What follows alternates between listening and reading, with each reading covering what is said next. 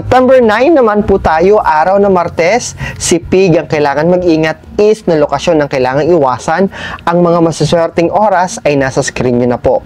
Babanggitin ko muna ang mga masaswerte. Maswerte on September 9, ang grand opening ng bagong negosyo.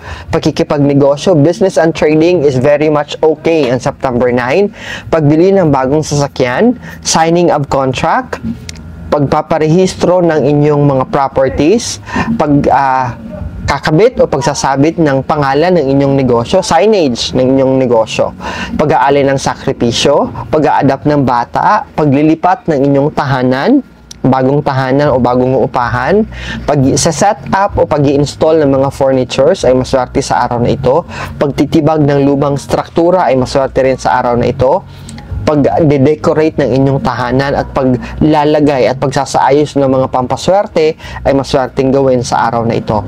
Pag-groundbreaking para sa bagong construction na ipapagawa, maswerte sa araw na ito. At para sa mga mahilig sa halaman at mga farmers natin,